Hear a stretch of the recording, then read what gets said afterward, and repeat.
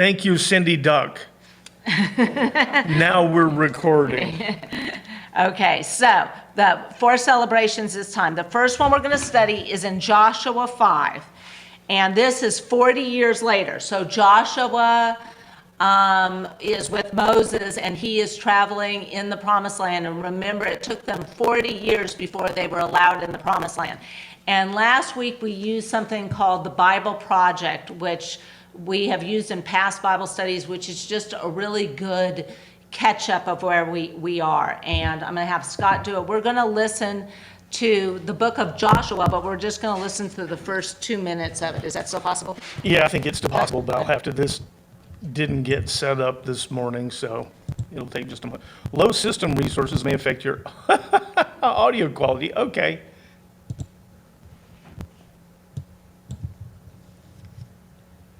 We have to remember to check that box. I'm really sorry. This has just been that nothing has gone right today on this. So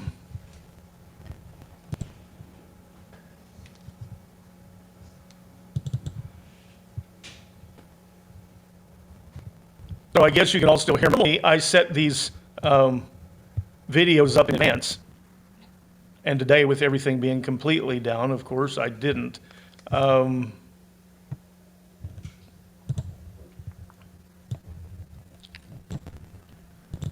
shared network drive. Oh, there it is. Now it decided to appear. It's working on Joshua first. Joshua first.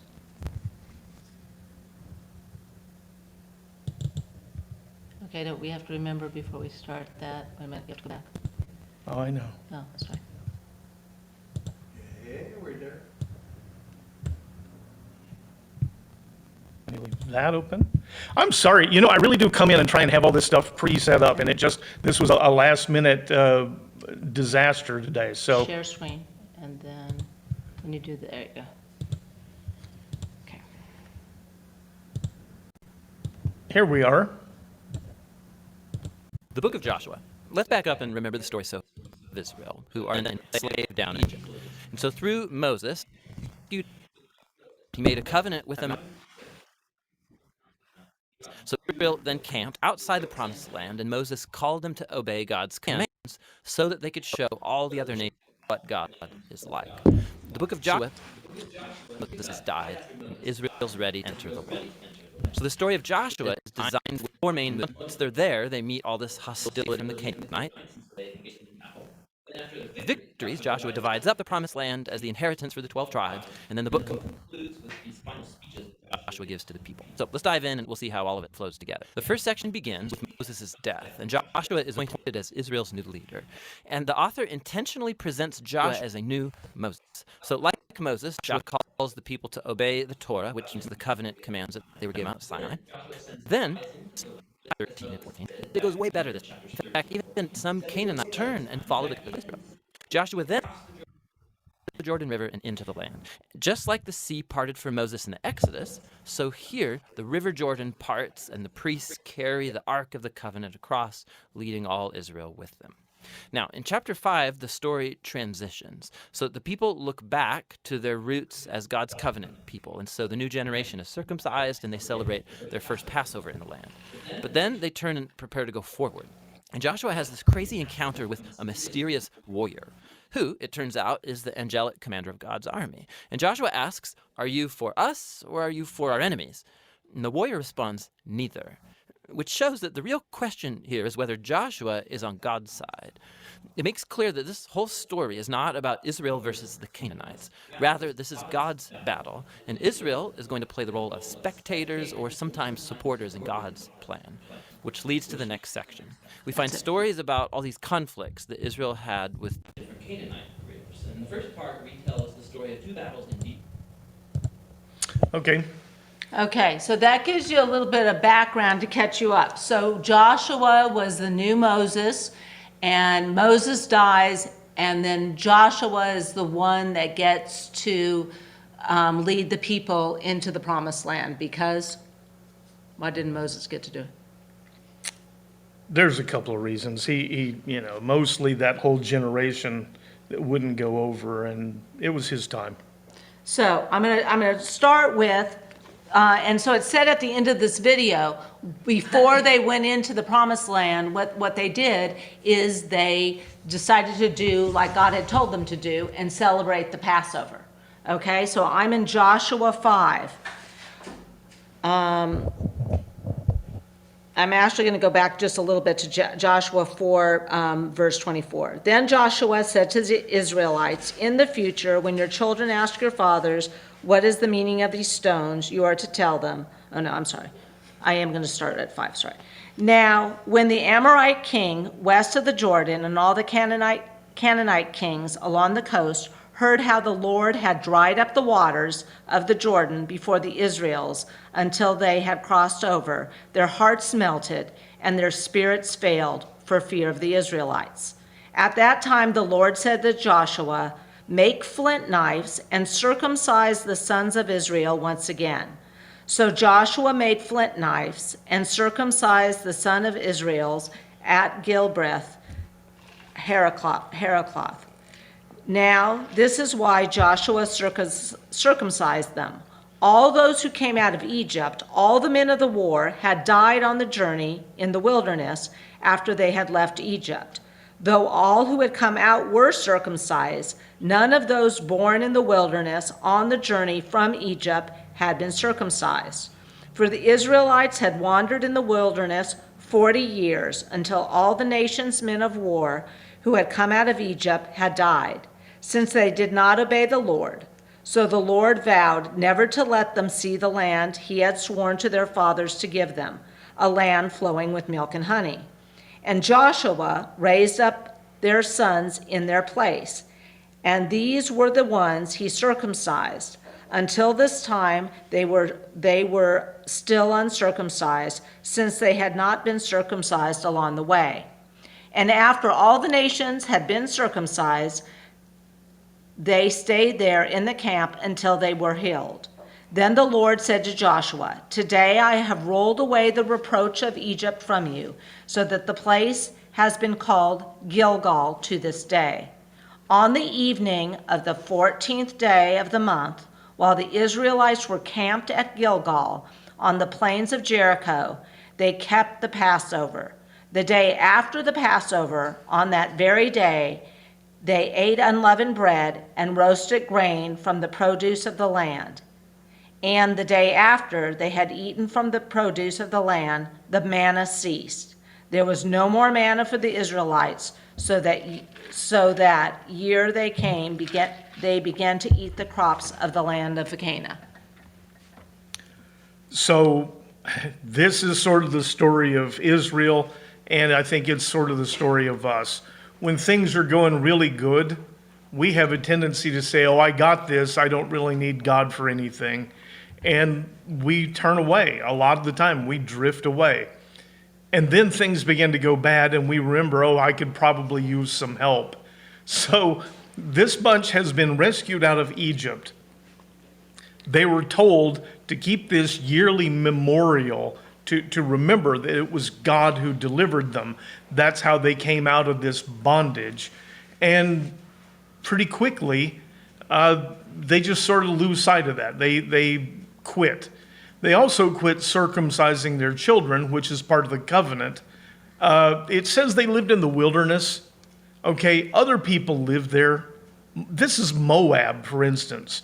And what they did was they just sort of intermingled with people who didn't keep the Sabbaths, who didn't follow Yahweh, they didn't have Passover, they didn't circumcise their children, and they just drifted away. Now they're about to go across the Jordan and go into this land that they've been promised, and it's going to be difficult, and they finally are willing to think, we probably should involve God in this.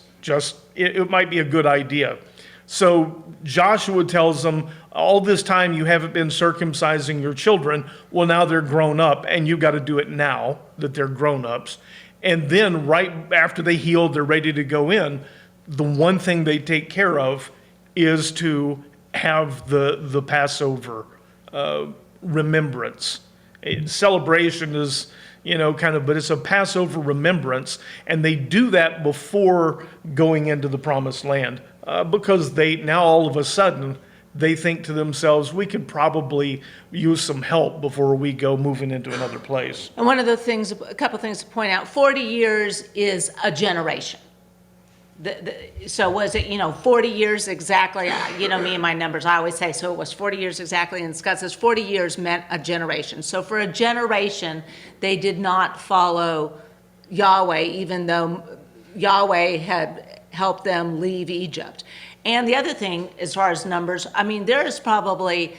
there's estimates, there's 600,000 or 1 million people that are, this is like a large group of people. So when I read this, I always feel like it's like some camp outside of the land of milk and honey. It's 1 million people.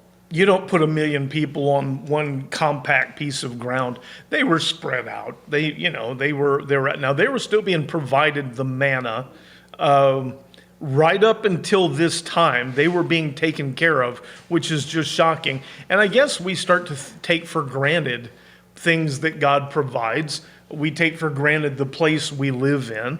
And they just sort of said, well, this is a thing that happens in this part of the world. I don't know.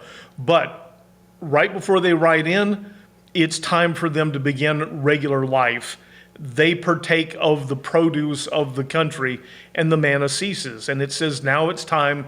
You've lived kind of under my wing. Now it's time for real life to begin again. And the last piece of business is a Passover.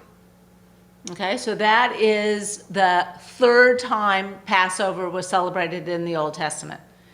The fourth and the fifth time are both in Chronicles, the book of Chronicles. And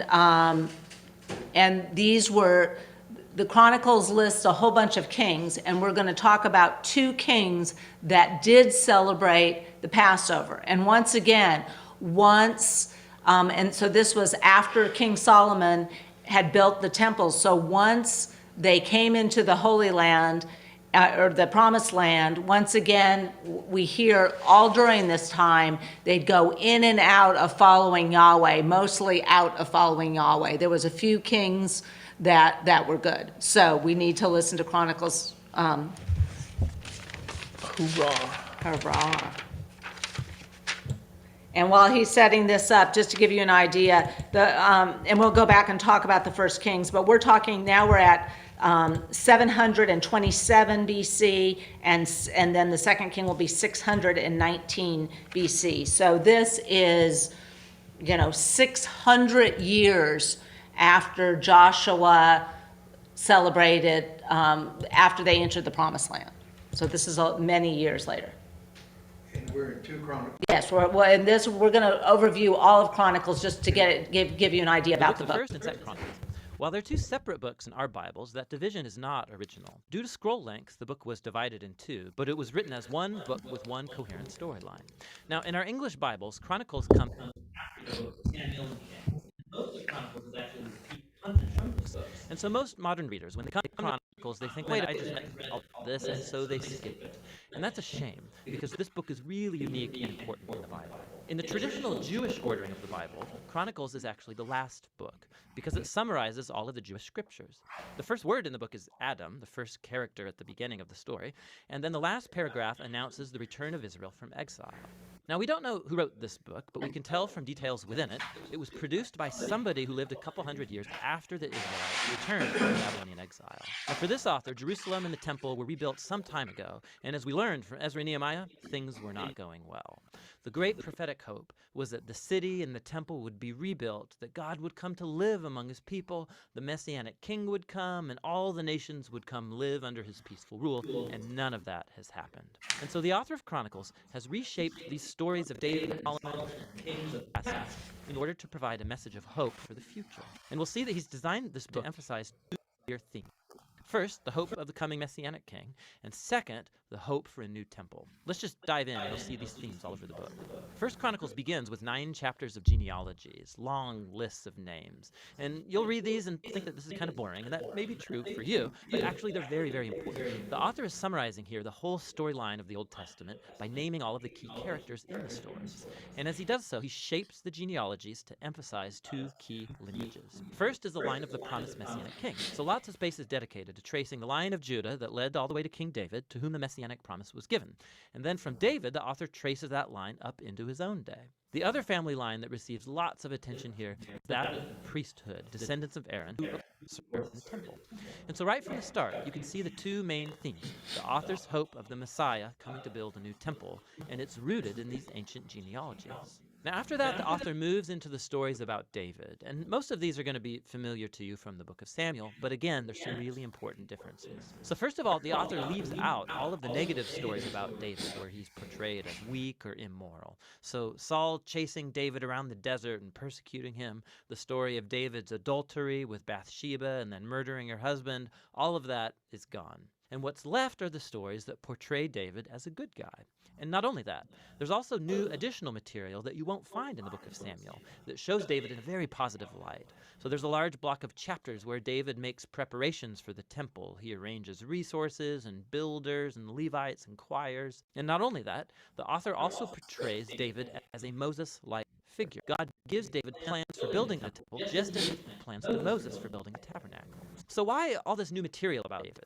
The author's not trying to hide David's flaws, those that anybody can go read about them in the book of Samuel. Rather, he's trying to portray David as the ideal king in order to make him an image or a type of the future Messiah from the line of David.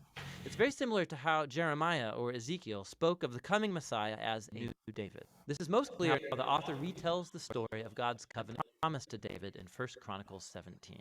When you compare this story with its parallel in 2 Samuel 7, you'll see that the author of Chronicles is highlighting that neither David nor Solomon nor any of the kings from his line were the Messianic king, and that when the Messiah does come, he will be a king like David. And so for this author, these stories about David from the past are what sustain his hope for the future. After David died, he moved to 2 Chronicles, which focuses on the kings that lived in Jerusalem.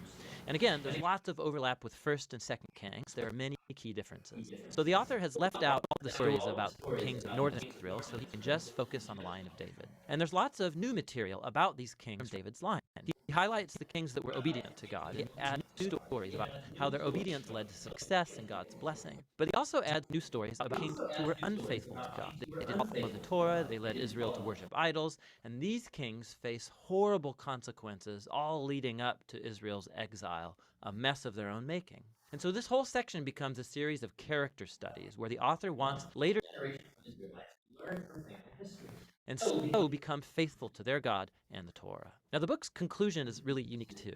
At the very end of the book, the king of the Persians is named Cyrus, and he tells the Israelites that they can go back home, return from exile, rebuild the city and the temple. And he says, last line of the book, "Whoever there is among you, of all his people, may the Lord his God be with him, and let him go up."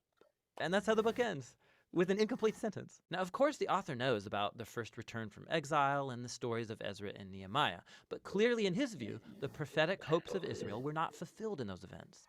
And so this incomplete ending shows that the author's hope is set on yet another return from exile, when the Messiah will come to rebuild and restore God's people. It ends by pointing forward. It calls God's people to look back in order to look ahead, because the past has become the source of hope for the future. So Chronicles, that's what this book is all about. I think they do an excellent job I think they do. in 6 minutes going through 2 books of Chronicles. So, I think that first of all, the understanding that in our Bible, the books of Chronicles is in a different place than it is in the Jewish Bible is interesting. And in the Jewish Bible, it's at the end. And I was one of those people that when I get to Chronicles and it's all the same stories of King, I say, oh, we can skip this part, but he tells us why we shouldn't. But also, why don't you go a little bit into what was happening when they came in and built the temple before I go into Chronicles. So there's some things that are important to know about this Passover. It was not intended to be a celebration where everybody gets together in Jerusalem. It happened by family. and it's very specific. It says that the family, this family group, is going to kill this lamb, and they actually sacrifice the lamb themselves.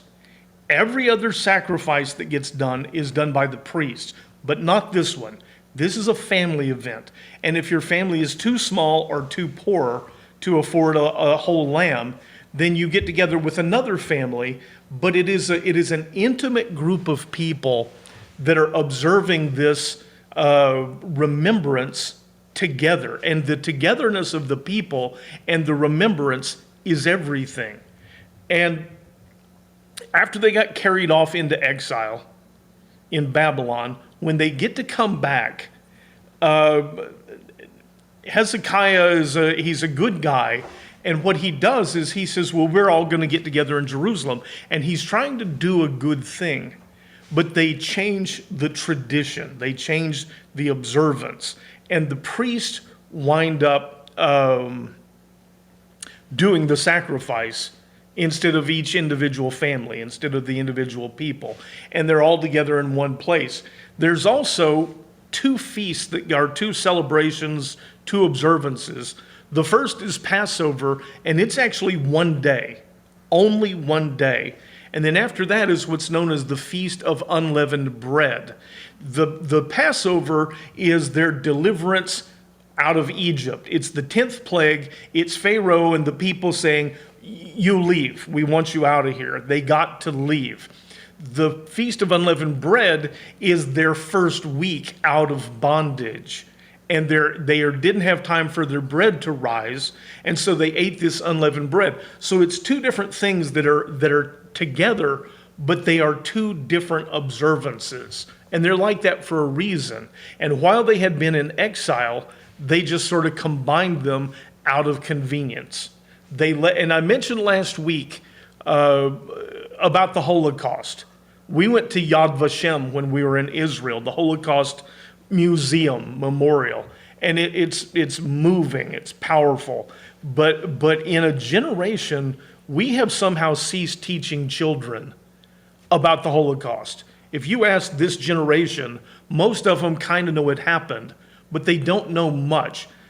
In this Passover celebration, in that one-day celebration, the meal, children are supposed to say, they're kind of rehearsed, but this is a family discussion. And they say, why is this night different than any other?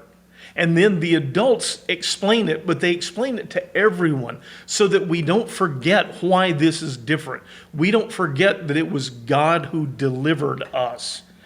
What Mary just played in Chronicles, they had come to think if the Messiah does come, he's going to be one of us, and we're going to kind of rescue ourselves. All we really need is a really strong king, and we'll rescue ourselves. They have lost that sense of dependence on God. And this memorial was supposed to keep that ever present in their minds, that they were utterly dependent on God, that it was He who delivered them, that allowed or caused the Pharaoh to let them go when that couldn't realistically happen. There's no reason the Pharaoh would ever let this workforce leave the country, especially with all of that wealth. But he did. And this was supposed to keep it ever present. And instead, they just sort of, we'll have as Mary said, it's like Mardi Gras. We'll have a big party.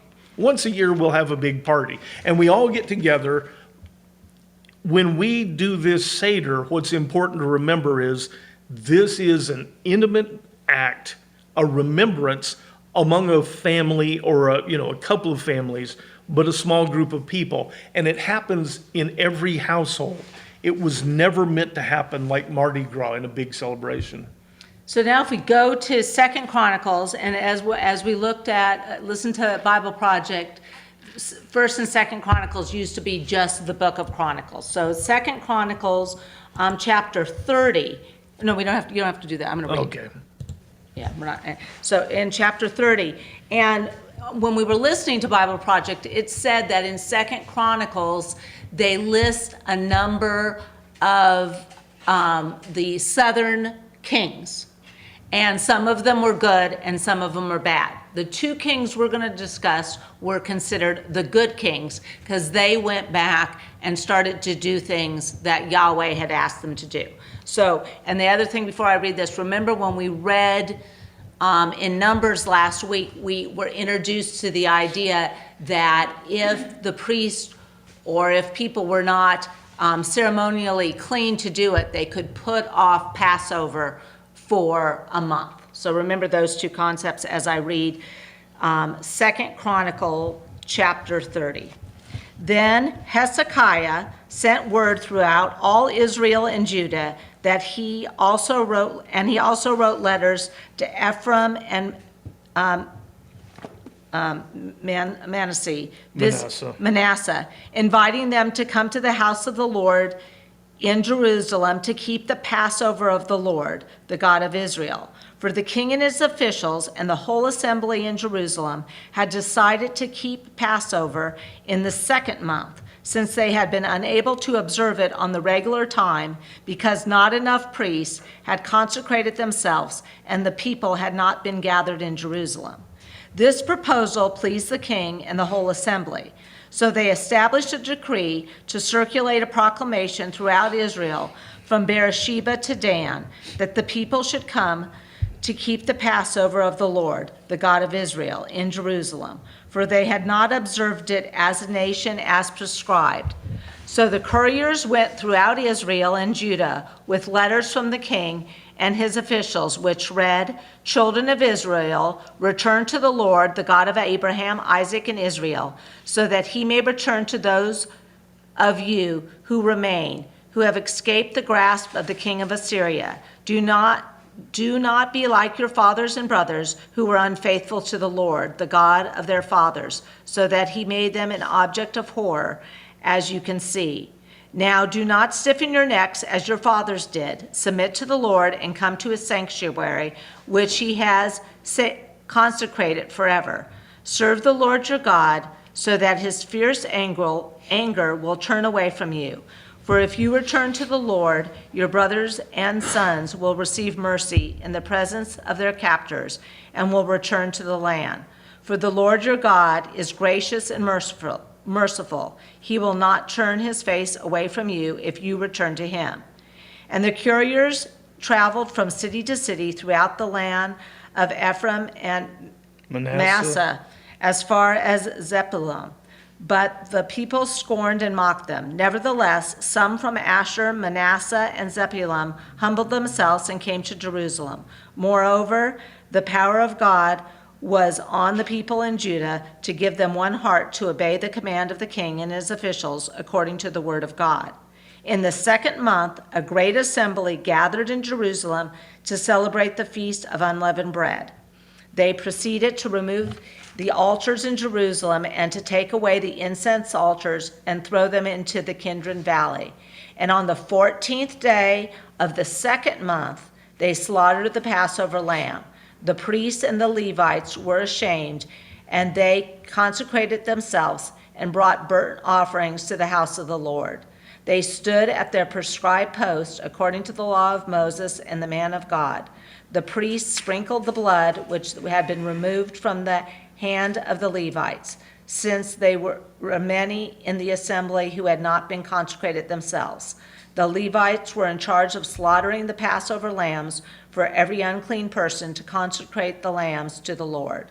A large number of people, many of them from Ephraim, Manasseh, Issachar, and Zebulun, had not been purified themselves, that they ate the Passover contrary to what was written. But Hezekiah interceded for them, saying, "May the Lord, who is good, provide atonement for everyone who sets his heart on seeking God the Lord, the God of his fathers, even if he is not cleaned according to the purification rules of the sanctuary." And the Lord heard Hezekiah and healed the people. The Israelites who were present in Jerusalem celebrated the Feast of Unleavened Bread for 7 days with great joy, and the Levites and the priests praised the Lord day after day, accompanied by loud instruments of praise to the Lord.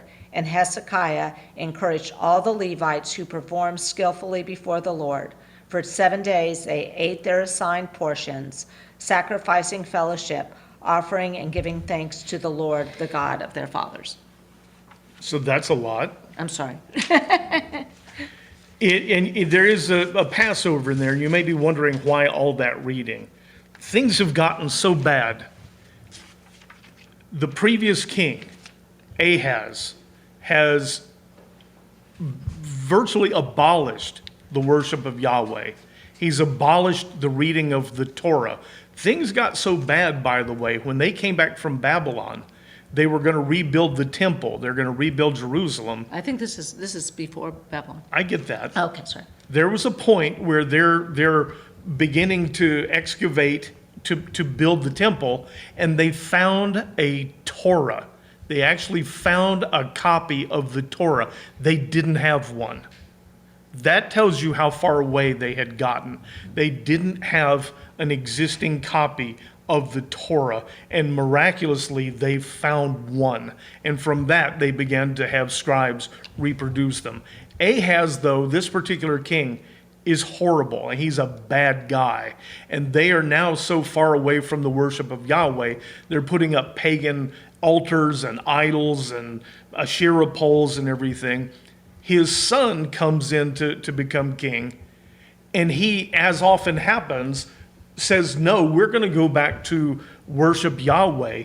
But the people are so skeptical that the son could be so different from the father that when he sends out these couriers to say, as a nation, we are going to go back and follow Yahweh, they mock them. That's how far away they've come from where they were supposed to be. And one of the things that Hezekiah says, we're going to reinstitute the Passover. He invites the two kings from the northern kingdom. They've been separate from each other, and he invites them in, and they're very skeptical, But Hezekiah is trying to do the right thing. We're supposed to be one people, and if we're going to have this remembrance, we should do it as one people. Some of the people from the north actually humbled themselves and come down. The rest do not. But he's going to have this Passover, and he wants everyone to be together. His heart's in the right place. And he says, we're going to gather together in Jerusalem. And since none of you know how to do a Seder, you don't know how to do a Passover observance, we're going to kind of do it for you. We're going to have and they've gotten the Torah, we're going to have the priests do everything for you. And it makes sense, and yet at the same time, it begins this tradition where it's the church, it's the temple that are really doing things, and the people are more passive participants in a celebration. And it's not supposed to be that way. And what that passage that Mary read just told, the people are supposed to, before this remembrance, repent. They're supposed to use this as a time. They're to become ritually clean, but that has to do with putting aside, putting away a lot of these things that separate us from God.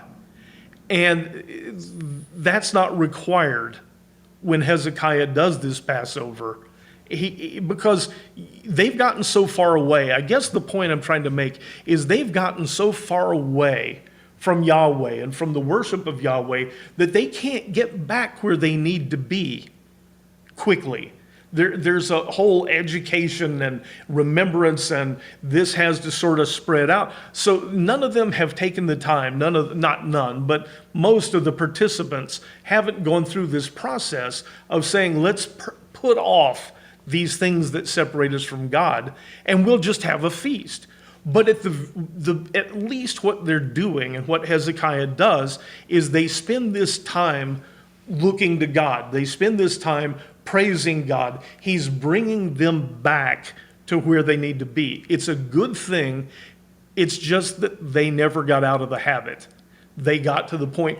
You remember that part of the Passover was spreading the blood on the doorpost. They abandoned that because if you're having it all down at the temple, you don't have anything for your doorpost. So this imagery of the actual Passover sort of bleeds away. And it turns out to be a big loss. We're going to see about Passover at the time of Jesus, how far they've descended. So technically they do Passover, but really they don't. So that's what this is about. But Hezekiah, as a good king, recognizes we need to recognize our dependence on Yahweh, our dependence on God, and we have to observe these commands that we've been given. So this is an amazing thing that he brings it back. It's just, if you wonder, how did it go from being something that happens in individual households to this thing where everybody runs off to Jerusalem? This is how. But it was either this Or nothing. or nothing.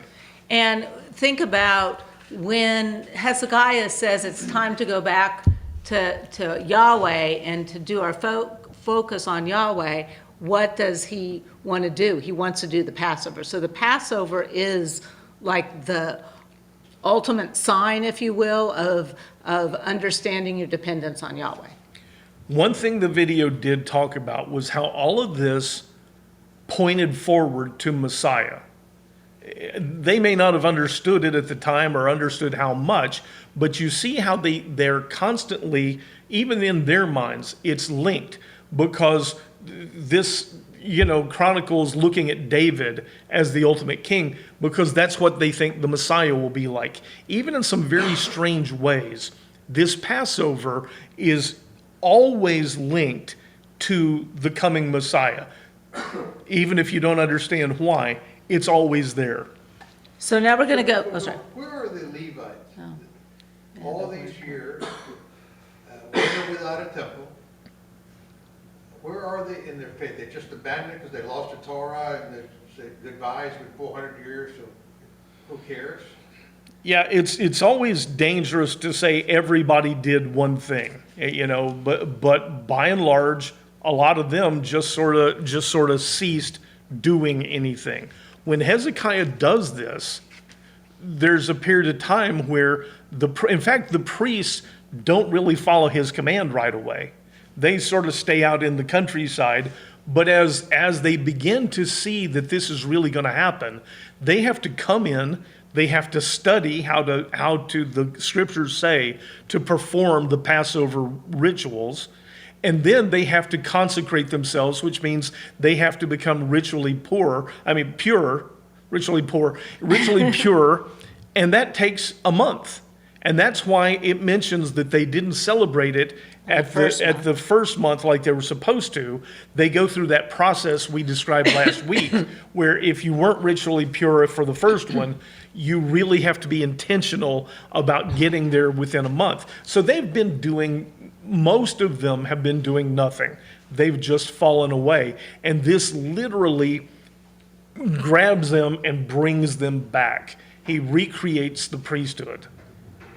I'm just wondering, we learned that it was the women at the household that did a lot of the teaching, not necessarily the priests, Levites. So did that also go out the window? Can't say. I don't know. I mean, there's not a lot of other record. Oh, bye, Luis. There's not a lot of other record other than what we see here. Everyone can keep Luis in his prayers as he goes off to the lion's den of the art center. Yeah. There's not a lot of record, Gene. We don't really know. All we know is that the people drifted away. I mean, wholesale. But the Jewish people are real funny about maintaining traditions. So I suspect that a certain amount of it survived. It just got intermingled with the pagan culture that was present in the land. So, but that's a guess on my part. Best I can do. And that's logical, makes a lot of sense, but it's the separation from Yahweh that is at the root of this lesson. Correct. Yeah, it is. And if you guys will indulge me, what we have is with King Ahaz saying, no more reading the Torah, no more having these sacrifices in the temple. The people, it's the same thing I mentioned earlier before we prayed. When the leaders go astray, the people suffer. And if you mock and make the worship of Yahweh something that is going to make you unpopular, people, if they do it at all, they do it quietly in their own homes, but it changes the nature of a culture, of a society. And I hate to be that guy, but we're seeing that in this country right now. The reason this, for me, is so important right now is because we've reached a point where people in a lot of schools, openly antagonistic of anyone who believes in God. And when children see that if you're in a classroom and you say something about God, you're going to get ridiculed, you're going to get, beaten down, they learn to be very quiet about it and eventually sort of drift away. The parallel for today is pretty astounding.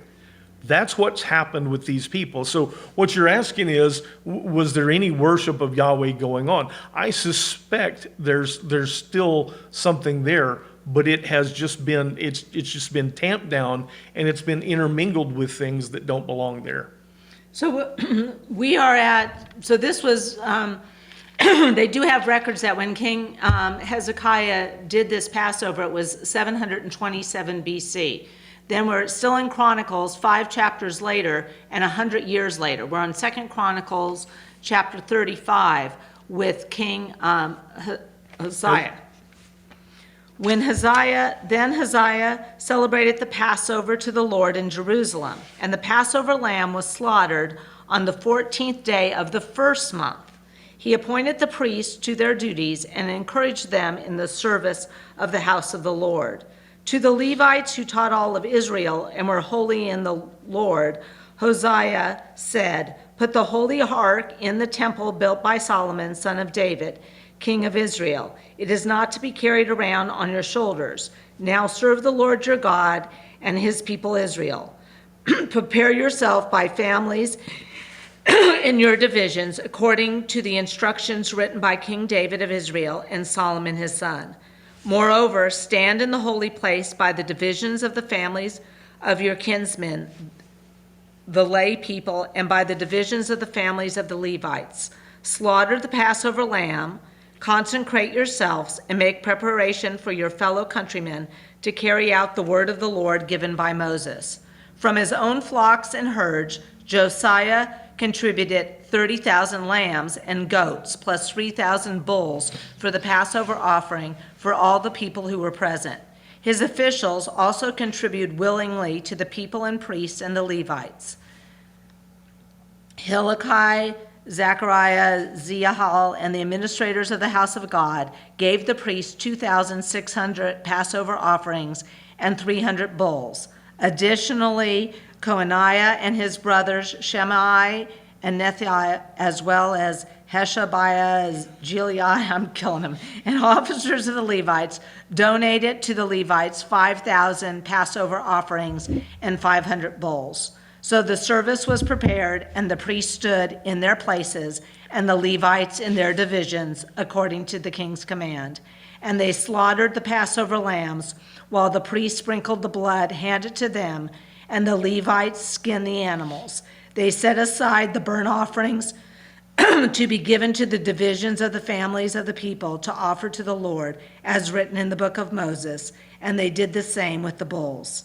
They roasted the Passover animals on the fire according to the regulation, and they boiled the other holy offerings in pots, kettles, and bowls, and quickly brought them to the people. Afterwards, they made preparations for themselves and for the priests, since the priests and the descendants of Aaron were offering up burnt offerings and fat until nightfall. So the Levites made preparations for themselves and for the priests and the descendants of Aaron. The singers and the descendants of Asaph were at their stations according to the command of David. Asaph, Heman, and the king's seers, lots of names. And the gatekeepers at each gate did not need to leave their position because their fellow Levites made preparations for them. Let's stop there. Okay, This is just, let me try and leave you with something that is going to help us understand this. This is another one of those cases where there's been a really bad king, and he has led them away.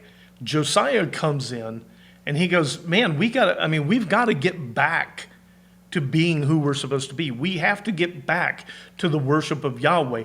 And so his heart's in the right place. And he says, we are going to observe Passover. And you see what has to be done to get there. I mean, he has to himself, he has to donate all of these lambs. I think it said 30,000 out of his own flocks. sort of missed the Because purpose, right? people are not prepared to do this. But I want to talk for just a minute about the way this is supposed to be.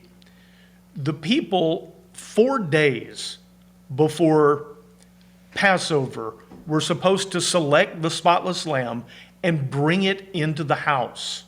All right? This is an animal that they become familiar with. This is an animal, it's always at the 4-H things where they auction the animals. The kids always get upset. What do you mean they're going to kill it? They bring the lamb in 4 days before. 4 days before Passover, Jesus rides into Jerusalem and comes into the city. The parallels are stunning. But the people have this lamb that they've brought in, and then before Passover, they sacrifice it.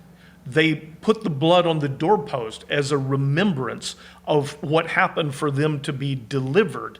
All of this is done in family units, and they're supposed to tell the children so that there is this identity that God has been with us the whole time. But when you drift that far afield, Josiah says, we got to get back. I'm going to make this happen. The people don't have any connection to the lambs. They just bring them in, and the priests do a wholesale slaughter. They skin the animal themselves. They take the blood and they kind of put it at the foot of the altar. And the people are not really participants anymore. They're recipients of this thing. It's not that it's bad.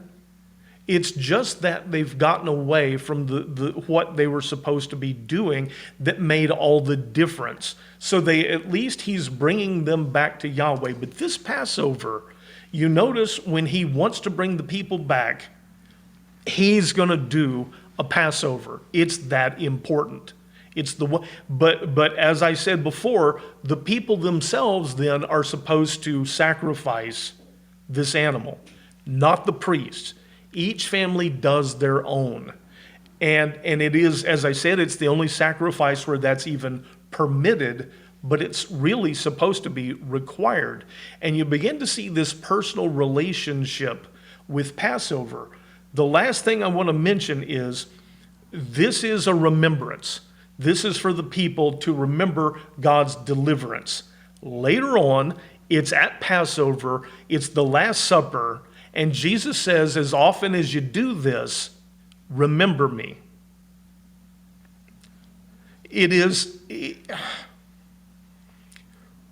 One is a perfect foreshadowing of the one that comes, and the parallels are not a coincidence. They're not an accident, and we're supposed to see in that. We're supposed to see this personal relationship that's lacking with what they've turned Passover into, and the gathering with. You can't be friends with 100,000 people. You can be friends with a small group that meets inside your own home. And they asked Jesus, they're preparing down at the temple for the Passover. The disciples say, where would you like us to prepare?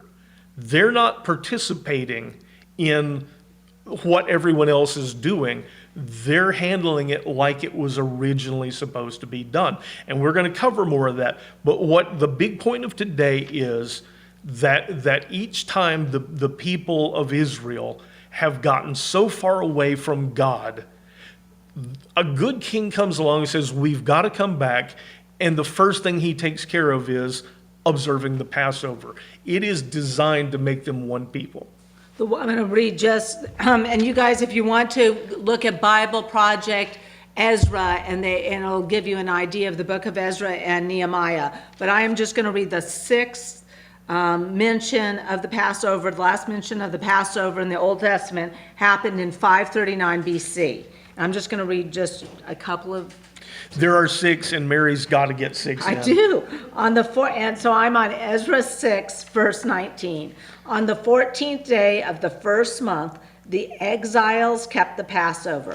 All the priests and the Levites had purified themselves and were ceremonially clean. The Levites slaughtered the Passover lamb for all the exiles, for their priestly brothers and for themselves. The Israelites who had returned from exile ate it, together with all who separated themselves from the uncleanliness of the people of the land to seek the Lord, the God of Israel. For 7 days they kept the feast of unleavened bread with joy, because the Lord had made them joyful and turned the heart of the king of Assyria towards them to strengthen their hands in the work on the house of the God of Israel. The last thing I'll mention about this, we saw back with Hezekiah. The people were supposed to come for Passover. It was supposed to be a time of them repenting and remembering God has delivered them. And they were supposed to be ritually pure ahead of time. And if they weren't, then they could take care of that little piece of business and the next month. We've talked about that several times. When Hezekiah does this, the people haven't gone through that. The people are not ritually pure. They haven't repented. They haven't taken care of casting off all these things. And what Hezekiah says is, I know that, but I'm going to trust that God will still bless people who endeavor to follow him, who come seeking him. And I would rather do this than say we're not going to do the observance. And I can't disagree with that. But what should have happened is, over time, they get back to what's important is the why. And that didn't happen. So in all of this, in a whole bunch of things in our own lives, we seek God, we do our best, but it doesn't mean that we can't really endeavor to do better. That's the message out of going back and studying all of this history where Passover is left behind and then it's brought back. It's always brought back a little weaker than it was the time before. There's always something missing. There's nothing wrong with going back and trying to examine ourselves and say, we've kind of let this fall by the wayside. Maybe we can do better. That's what hasn't happened. And when we do get to Passover in Jesus' time, it's going to be shocking what it's devolved into. It is for me anyway. Okay? Yep. God, we are grateful that you continue to deal with us, that you don't abandon us, and that you don't say, you're not following my commands, and so I'm not going to have anything to do with you. You remain with us. When we get too far away, you deliver us, you bring us back. And we're confident in that example that we see over and over again. We count on that. What we ask today is the presence, the reminder that we really shouldn't let things get to that point before you bring us back, that we should come seeking you in the way you intend and not the way we intend. Be with us this week. We come closer to this celebration, this remembrance, and to the remembrance of Easter, that we keep in mind the why and what's really important about it and not get caught up in the festivities. In Jesus' name, amen. Amen. Thank you, guys. And for